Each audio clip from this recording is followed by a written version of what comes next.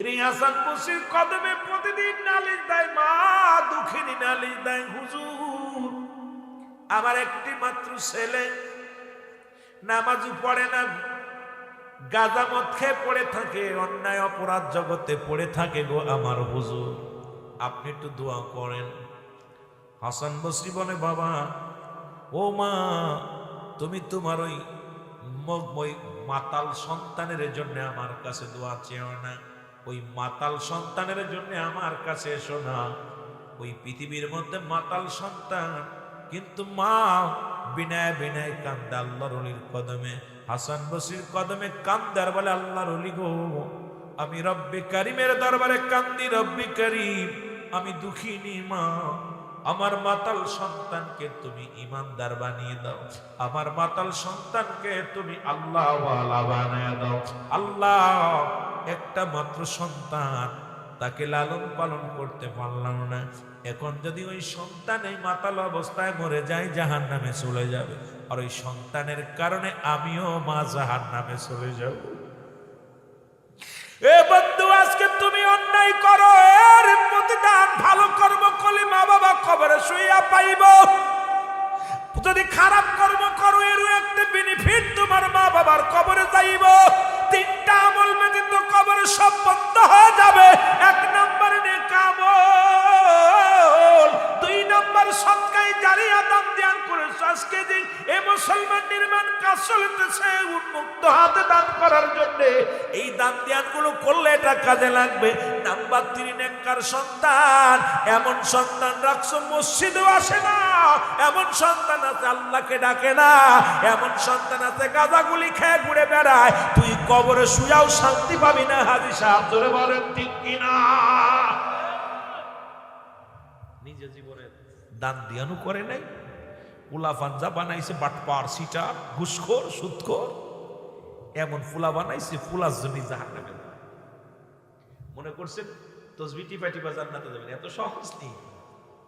ওই ফুলাই ডাক, বাবা কি তা খুশি, তোমার শক্তি ছিল আমার তেজ্য করো নাই, বালা মন্দ খাওয়াইছো, 3 বিঘা জমি রাখছো, বাড়ি একটা করে দিছো, ভালো আরামে ঘুমাইতেছো, তুমি মনে করছো নামাজ পড়া কপাল ছুঁড়ে জান্নাতে যাবা, আমার লয়ে যাও। বাপে কই, তোরে তো চিনি না বাবা, তুই কেডা? কারে? আমি রুহুল আমিন। রুহুলকে চিনি না। বাপের বুকে লাথি মারবে সন্তান। রব্বে কারীম ডাক দে বলবে, এই ফেরেশতা, দেরি করিস কেন? মালিক ফেরেশতাকে ডাক দে বলবে, যা সন্তান বাবা দুজক কি জাহান্নামে নিয়ে যা। আল্লাহু আকবার। সন্তান বানাইলেই হইবে পশু পাখির মতো? ছেলে মেয়ে আল্লাহ আল্লাহ দ্বীনের পথে রাখলা না, এটা আমানত রাখছে আমার কাছে, আপনার কাছে। সন্তানগুলো আমানত। আপনার সন্তান যখন সর্বনিম্ন তাকে নামাজের শিক্ষাগুলো, শরিয়াতের বিধান, কিছু হাদিস কোরআন, সত্য এবার হালাল হারাম বুঝার মতো জ্ঞান, জানাজার নামাজ পড়ানোর মতো এই জ্ঞান শিক্ষা দেওয়া পর তারপরে সে এমপি মন্ত্রী, পুলিশ, ডিসি, এমপি, আর ওই আপনার ওই সেনাবাহিনী র্যাবজা হয় হোক, দুঃখ নাই, কিন্তু সে সন্তান যেন নিজের ভালো মন্দ বুঝতে পারে, কোনটা হারাম কোনটা হালাল, নামাজের বিধান, ইসলামের বিধানগুলো যেন সে বুঝতে পারে, এই জ্ঞান যদি তারা দিতে পারেন তাহলে কবরে শুয়ে শান্তি পাবেন। বলবেন, আল্লাহ আমার ছেলে তো কোরআন শরীফ পড়তে পারতো, আমার ছেলে তো সূরা জানতো, আমার ছেলে তো হারাম হালাল বুঝতো, এরপরে ওর যাই না শুনা করছে, ওরে ধরে নাও, তখন কিছু কইতে পারবেন আল্লাহর কাছে।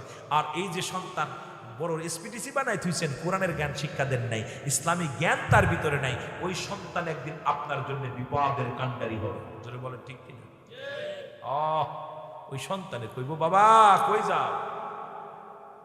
বন্ধুগণ আমার, জনম দুঃখিনী মা, কিছুদিন পরে সন্তান অসুস্থ হয়ে গেল, মাদক সেবন মাতাল ছেলে, জমিনের মধ্যে বেহুশ হয়ে পড়ে গেলেন, মৃত্যু শয্যায় সজ্জিত, মরণও হয় না, মরণও হয় না, এদিক রোগও সারে না। মা কত মানত দেয়, মা কত কবিরাজ ডাক্তারের কাছে যায়, কারণ আমরা সন্তানের বাবা হয়েছে, আমরা বুঝি সন্তানের কি দরদ। আপনিও বোঝেন, আপনার বাবাও বুঝছে, কত কষ্ট করে লালন পালন করেছে, কিন্তু সেদিকে আমাদের নজর নাই, সেদিকে আমাদের খেয়াল নাই। এই জন্য মা বাবার প্রতি 6 6 12টা হক, জীবিত থাকতে 6টা, ইন্তেকালের পরে 6টা, এই 6 6 12টা হক যদি আদায় না করে যাও, এই দুনিয়ার মধ্যে জীবিত থাকতে 6টা আদায় করো, মরণের পরে 6টা আদায় করো, নাই রব্বে কারীম তোমারে ছাড়বে না। জোরে জোরে চিল্লায় বলা যাবে না আল্লাহু আকবার। বন্ধুগণ আমার দিলের কান্না লাগা শোনো, সন্তান মৃত্যু শয্যায় পড়ে দেয়, মারে ডাকতে বলে মা, জনম দুঃখিনী মা, মারে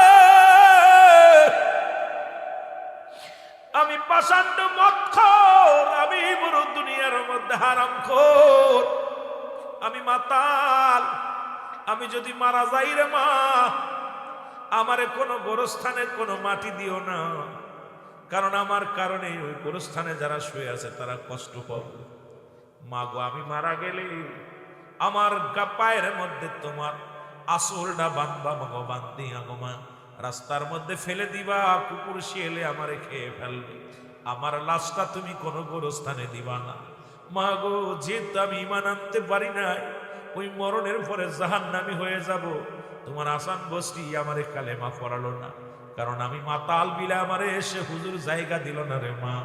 ও মা, তোমার কাছে শেষ ভিক্ষা চাই, তুমি যাও দেখো আল্লাহর ওলি হাসান বস্তি যদি এসে আমার একটু তওবা করায়া দিত, আমার আল্লাহ যদি মাফ করে দিত, তাহলে আমি মরিয়াও শান্তি পাইতাম। ছেলে বলতেছে মা, আমি তো মাতাল, আমি তো মদখোর, আমি মারা গেলে আমার লাশটা যেন কোনো গোরস্থানে না দেওয়া হয়, কারণ আমার পাশে আরো অনেক কবর থাকবে, তাদের কষ্ট হবে, আমার কবরে শাস্তি হবে। মা গো, আমার লাশটা তোমার শাড়ির আসলে বেঁধে টেনে টেনে টেনে দূরে ফেলে দিই, কুকুর শিয়ালে খেয়ে ফেলবে। মায়ের কলিজার মধ্যে এমন আঘাত লাগছে রে, জনম দুঃখিনী মা চোখের পানি ফেলে ডাকতে বলে রব্বে কারীম,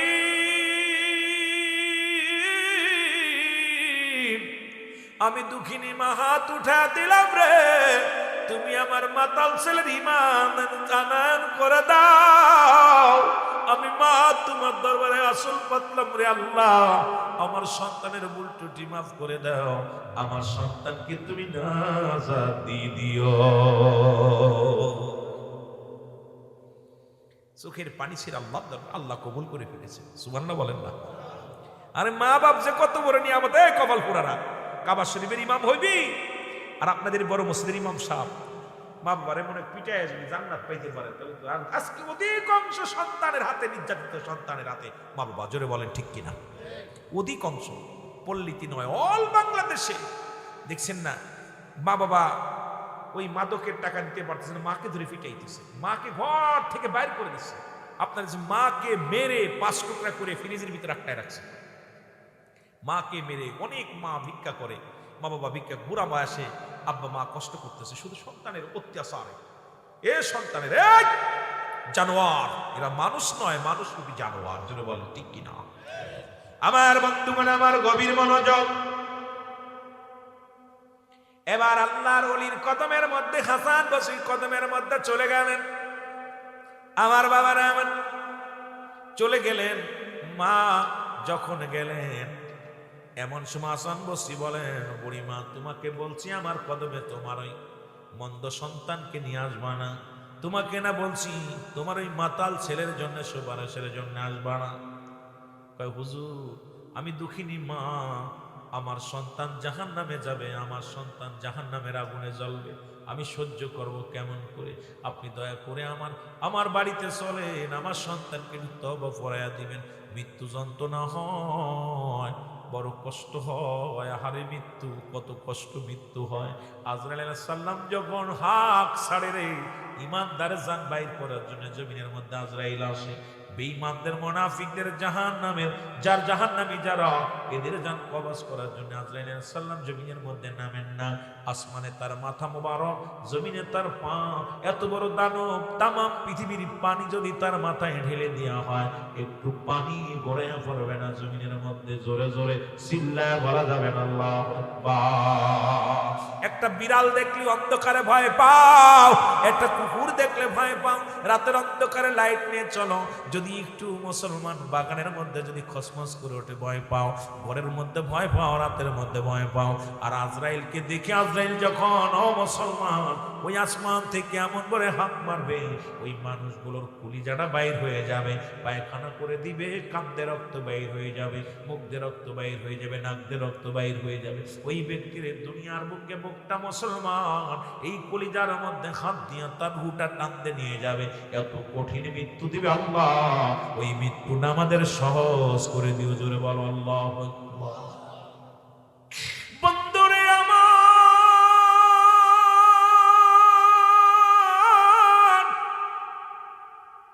হাসান বসরি আসলেন না, কয় তোমার মাতাল ছেলের জন্য আমি যাব না, আমার দরজা বন্ধ, বাবা তুমি যাও যাও যাও।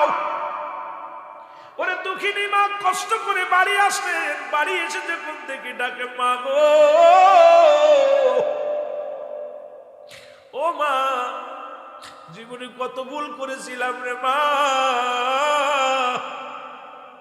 তোমার হুকুম মানি নাই, আমি মাতলামি করেছি রে মা। ও মা তোমার দুটি চরণ দাও, আমি চরণটা ধরব। মায়ের পা দুইখানা দইরাও, মাতাল ছেলে কান্দের কয় মারে আমি জাহান্নামে গেলেও দুঃখ নাই, তুমি আমারে মাফ করছো নাকি বলো মা, তুমি আমারে ক্ষমা করছো কি না? মা কান্দের কয় বাবারে তুই যতই মাতাল হোস না কেন, আমি দুঃখিনী মা রে, এই দুনিয়ার মধ্যে তোর জন্য আমার হৃদয় খরণ হয়েছে, রক্ত খরণ হয়েছে, তোর 10 মাস 10 দিন গর্ভে ধারণ করেছিলাম, তোর জন্য কত চোখের পানি ফেলেছি রে বাজান। ও বাবা জীবনে যত ভুল করেছি আমি সব ক্ষমা করে দিছি। সন্তান কালেমা জবান দিয়া বাইর হইয়া দুনিয়া থেকে বিদায় হয়ে গেছে, জোরে জোরে চিল্লা বলা যাবে না মারহাবা। মৌলবি ফেরত দিছে কিন্তু মা তো ফিরাইনি, বাবা তো ফিরাইনি। আপনি হাজারো অন্যায় করছেন, বাড়িয়া খালি মা বলে ডাক দিবে মা। আব্বার সামনে আব্বা রাগ করছে, প্রচুর রাগ, আপনাকে মারবে দেখলে, আব্বুকে ডাক দিবেন আব্বু সব মাফ, ডাক দিবে তুই অন্যায় কর, আব্বা রগ ভুল করিস না। মা দুঃখিনী মা বলে ডাক দিলে দুনিয়া সবাই ভুল করে বুঝতে, জনম দুঃখিনী মা তো ফেলতে পারে না সন্তান। মারা গেছে সন্তানকে বুকের মধ্যে নিয়ে কাঁদতেছে মা। হাসান বসরি জোহরের নামাজ পড়িয়া উনি যাই নামাজের পর হাতটা দিয়ে শুইছে, এলহামের মাধ্যমে রব্বি কারীম ডাক দিয়ে বলে হাসান দেরি করছো কেন, যাও তুমি দুঃখিনী মায়ের সন্তানকে তুমি নিজে দাফন করবা, কাফন করবা, জানাজা পড়াবা, জানাজা পড়াবা, তুমি যাও। উনি স্বপ্নের মধ্যে বলতেছে হে রব্বে কারীম উনি তো বেঈমান মাতাল হাসান, ওর মা যখন হস্ত তুলেছে আমার দরবারে আমি আল্লাহ সহ্য করতে পারিনি, মায়ের চোখের পানি, আমি মাতালের ফরিয়াদ কবুল করে নিছি। জোরে বলেন মারহাবা, আরো জোরে বলেন মারহাবা। হাসান দেরি করো না, তাড়াতাড়ি যাও। ওই দুঃখিনী মা যখন সন্তানের জন্য উকলাতি করেছে আমার দরবারে হাত উঠায় দিছে, জনম দুঃখিনী মা আমি রব্বে কারীম সঙ্গে সঙ্গে কবুল করে ফেলেছি। দুনিয়ায় হাজার অন্যায় করেছে, জিনা ব্যভিচার জুলুম করেছে, কিন্তু মা যখন সন্তানের পক্ষে রায় দিছে, ডাকছে আল্লাহ আমার কলিজার টুকরে মাফ করে দাও, আমি আল্লাহ সহ্য করতে পারি নাই, ওই মায়ের চোখের পানি আমি রব্বে কারীম সহ্য করতে না পারিয়া মাফ করে দিছি, তুমি যাও যাও যাও। হাসান বসরি দরজায় এসে সালাম দেয়, আসসালামু আলাইকুম মা। হাসান বসরি যখন সালাম দিছে ওই বুড়ি মহিলা কান্দার বলে হুজুর আপনি এখন আসছেন, আমার কলিজার টুকরা মারা গেছে, আমার ছেলে মরে যাওয়ার আগে বলছে মা আমি যেদিন মারা যাব মা দুনিয়ায় কোনো গোরস্থানে আমার দাফন দিও না, দুনিয়ার কোনো গোরস্থানে যদি দাফন দাও গো মা আমার পাশে যারা থাকবে তারা কষ্ট পাবে, আমি জাহান্নামী ফেরেশতারা এসে আমার উপরেও আঘাত করবে, আমারে প্রশ্ন করবে, জবাব দিতে পারবো না, আমারে মারবে, আর আমার জন্য ওদের ভাইদের ঘুম ভেঙে যাবে, কষ্ট হবে, জান্নাতি মানুষের কষ্ট হবে। মা গো আমারে তুমি পায়ের মধ্যে রশি বেঁধে, পায়ের মধ্যে মোমা বেঁধে তুমি টানতে টানতে বাইরে ফেলে দেওয়া জন্য কুকুর সে লাশটা খেয়ে ফেলে। হাসান বসরি চোখের পানি ছেড়ে কাঁদতে কয়, মা গো, তোমার সন্তানের জীবন বড় ধন্য, তুমি দুনিয়ার মধ্যে জিন্দা আছো গো মা। হাসান বসরি ডাকতে বলে, মা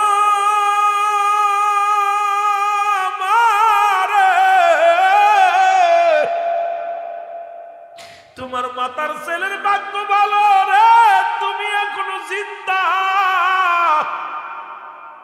তোমার সন্তান এই পৃথিবীর মধ্যে এত অপরাধ ক্ষমা পেয়ে গেছে।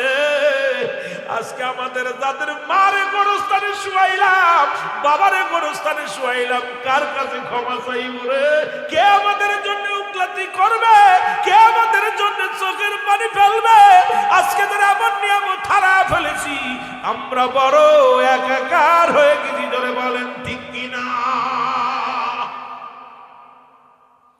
হাসান বসরি ডাক দেখে, মা তুমি চোখের পানি মুছে ফেলো, তুমি ছেলে ধন্য, তোমার ছেলে ধন্য, ওর জানাজা আমি পড়াবো। হুজুর আপনি জানাজা? মা গো, ও মৃত্যুর আগে কালেমা পড়েছিল, মৃত্যুর আগে এতভাবে চোখের পানি ফেলছে, তোমার পা ধরে চরণ ধরে রব্বে করিমের কাছে কাঁদছে, আমার রব্বে করিম ক্ষমা করে দিয়েছে। তুমি যখন তোমার সন্তানের জন্য উকলাতি করেছো, আর রব্বে করিমের দরবারে যখন তোমার কদম ধরে সন্তান কেঁদেছে, আমার রব্বে করিম ওই মায়ার চলে পড়ে তাকে মাফ করে দিচ্ছে। জোরে বলেন মারহাবা, আরো জোরে বলেন মারহাবা। মায়ের কান্না সহ্য করতে পারে। এর মা বাবার কথা মতো যে জন চলে না, বলো মা বাবার কথা মতো আল্লাহ নবীর দয়া তার হবে না। বাইরে আল্লাহ নবীর দয়া। আরো জোরে বলেন, মা বাবার কথা মতো যে জন চলে না, বলো মা বাবার আল্লাহ নবীর দয়া তার হবে না। বাইরে আল্লাহ নবী। ইয়া রাসূলুল্লাহ, ইয়া হাবিবাল্লাহ, কিছুদিন যাবত হয়ে গেল আমার আব্বা বিদায় হয়ে গেছে, কিছুদিন যাবত হলো মা বিদায় হয়ে গেছে, কিছুদিন হয়ে গেল আমার মা বাপ দুজনে বিদায় হয়ে গেছে। এই আমলটা যদি আগে জানতাম, যদি আগে জানতে পারতাম, নবী গো, নবীর সাহাবীরা আমল নিয়ে বারবার দৌড়াদৌড়ি করতেন, খুব প্রতিযোগিতা শুরু হতো, কে কত আমল করতে পারে। আর আমাদের প্রতিযোগিতা, কে কয়তলা বাড়ি করতে পারে, কে কয়টা ডাকাতি করতে পারে, কে কয়টা সন্ত্রাসী করতে পারে, কে কয়টা এমপি হতে পারে, কে কয়টা মস্তানি করতে পারে। আর নবীর সাহাবীদের ভিতরে ছিল প্রতিযোগিতা, কে কত আমল করে আগাইতে পারে। জোরে বলো মারহাবা। উনাদের আদর্শ আমাদের মধ্যে নাই। ও যুবক, রাসূলুল্লাহ বলে, সাহাবীরা রে, আমিও এতিম, তোমরাও এতিম। আজকে যারা হাত উঠাইলেন, যাদের আব্বা নাই মা নাই, বড় নিয়ামত হারায় ফেলেছি। এ আমার নবীজি বলে, সাহাবীরা রে, আমিও নবীর মা নাই বাবা নাই।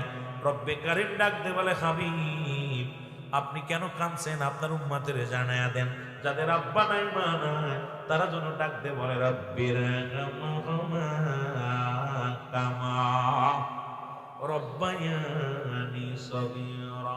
জোরে জোরে বলেন, রব্বির রহমহুমা কামা।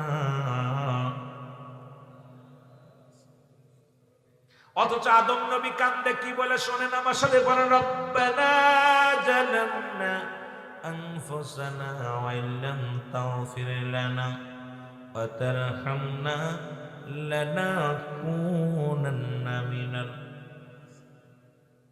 আদম কান্দে নিজের জন্য, আর আখির নবী আল্লাহ শিখিয়ে দেয়, তুমি তোমার উম্মতকে শিখিয়ে দাও। আজকে যাদের মা নাই, যাদের বাবা নাই, আজকে কবরবাসীদের স্মরণে, পরলোকগামী মানুষের স্মরণে গো, কয়দিন তোমরা জিয়ারত করেছো, কদিন আব্বা মার কবরের পাশে দাঁড়াইছো, কদিন তোমরা মা বাবার জন্য চোখের পানি ফেলছো। ও দরদি বন্ধুরে, এমন নিয়ামত হারায়া ফেলেছি, যাদেরকে হারায়া চোখের পানি এখন বুঝি রে বাবা, তারা কত বড় বটগাছ ছিল, কত বড় নিয়ামত ছিল। যাদের আজ আব্বা নাই, যাদের মা নাই, এদের মতো দুঃখী এই জগতের মধ্যে আর কেউ নাই। জোরে বলেন ঠিক কিনা? ওরে আমি যদি যাইব মারা, আমি যদি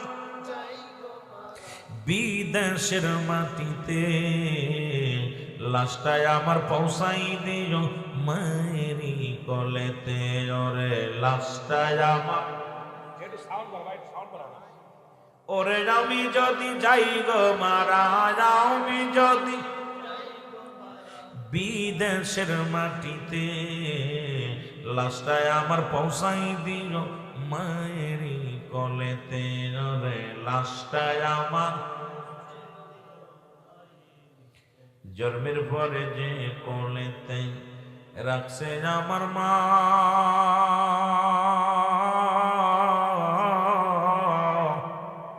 সেই মাকে না দেখাইয়া আমায় দাফন দিও না তোমরা দাফন দিও না জন্মের পরে যে কোলেতে রাখছে আমার মা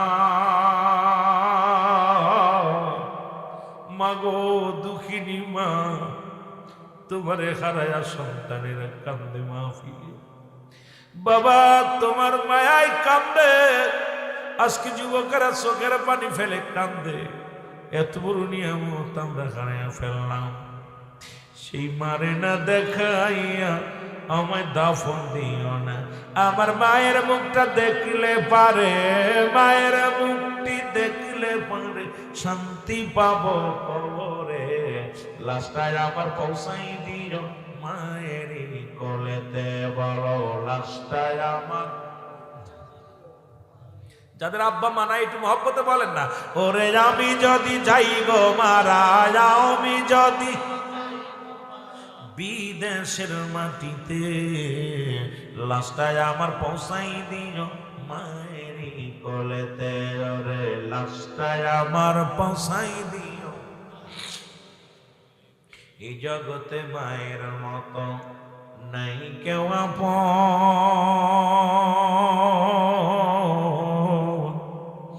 সেই মারে না দেখাইয়া আমায় করো না দাফন আমায় দিও না দাফন এই জগতে বাবার মতো নাই কেউ আপন